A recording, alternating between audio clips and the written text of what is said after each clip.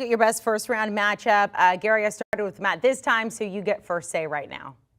I'll go Providence, South Dakota State. I know it might not sound great because it's a 4-13 matchup, and these tend to be lopsided. But Providence is only, Amanda, a 2-point favorite in this game, despite being the outright Big East regular season champions. The Friars are just 4-3 in their past 7, and the Jackrabbits have only lost 4 times all season. Haven't lost since December 15th. Now, I know they don't play in the Big East, but still, when you are sitting on Selection Sunday at 30-4, you're a quality basketball team. They're top 15 in the country in adjusted offensive efficiency, according to KenPom. They shoot 44.2% from 3, which leads the country. If you're Ed Cooley, you got to feel sick about this. They stumbled down the stretch, dropped from a possible 2 seed all the way to a 4, and now they got to deal with a 30-win team in the first round of the NCAA tournament. Providence will be lucky if they're able to get out of this.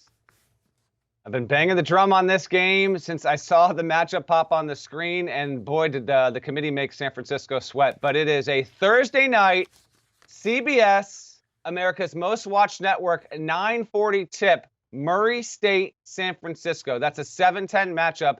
These are 2 mid-major teams that are top 27 at KenPom. And oh, by the way, San Francisco is rated as a top 35 team in predictive metrics the entire season. You've got 2 wonderful, rising young coaches.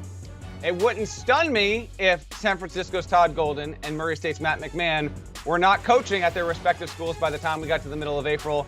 If that doesn't happen, they will soon enough be coaching at the power conference level. This is must watch. I kind of hate how the committee couldn't have just said, you know what? We've also got USC as a 7 and Miami as a 10. Let's put those 2 power conference teams and flip the matchup so that these opportunities for these small schools, Amanda, they can move on. So someone has to lose, but someone, no matter what, is guaranteed to get into the second round. Khalil Shabazz and Jamari Bouye for San Francisco, one of the toughest matchups from a backcourt perspective in the entire sport. GP mentioned South Dakota State has 30 wins. The other team with that, Murray State, the best record, best win percentage in all of the sport. I cannot wait for this game. And I'm going to be in Greenville, South Carolina. Those are Friday, Sunday games, which means this game's on Thursday. I'm going to lock in and be able to watch this without any other games distracting me from doing so. Tip off 9:40 Eastern on Thursday. Chris, are you going to stay up? Oh, yeah, babe. I'm not sleeping all week. Which is rare because he goes to bed at like 8 join the o'clock crowd, every by the way, single Hassel. night. Yeah. Let's go with the first round upset. Matt, I love this, and I want to start with you because I like this team before I listened to your podcast today, and then I listened to your podcast. I like them a little more now. A Vermont team that has only lost once since about December 10th, I think. Yeah, though it's been incredible, and thanks for the pod shout out, Amanda. We got plenty of more of that coming, by the way, on Monday here. I'm going to roll with the Vermont Catamounts shout out, Ski Vermont right there behind me. So shouts to Smuggler's Notch, shouts to Sugarbush, shouts to Killington. I will go with John Becker's team because yes, it's been dominant. It's actually statistically, and I know it's the America East, but still, it's been more than 3 decades since a team won its conference tournament by a larger average margin of victory. Vermont did this by 37 points than what UVM just did.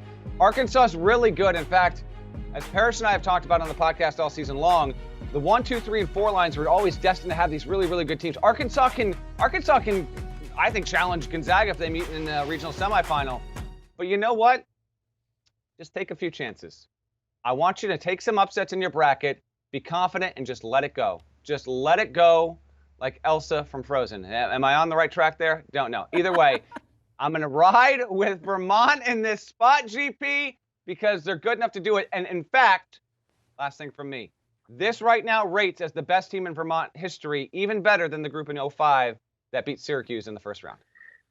I'll circle back to the game I highlighted earlier, South Dakota State and Providence. This is tough for me because I've been banging the Providence drum all season, arguing that, yeah, I know the computer numbers aren't great, but it's just a byproduct of them winning a lot of close games. And winning a lot of close games doesn't necessarily mean you're lucky.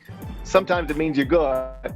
But this is a tough spot for the Friars. They have not been playing well, and they're running into a South Dakota State team that is really, really dangerous. I mentioned earlier, South Dakota State leads the country in three-point shooting percentage. If you're looking for a reason to maybe believe Providence can keep that under control, they're big at the 2-3-4. A.J. Reeves is 6'6", Justin Minaya is 6'7", Noah Horschler 6'8", so they can, contest shots. They've got length length that South Dakota State is not used to dealing with, at their conference level. But still, I think the Jackrabbits are going to win this game, be 31-4 and into the round of 32. Do you want a sports network that delivers everything that matters about the game? The highlights, the picks, the instant analysis, no yelling, no fake debates, no politics. Hit the subscribe button and never miss a moment.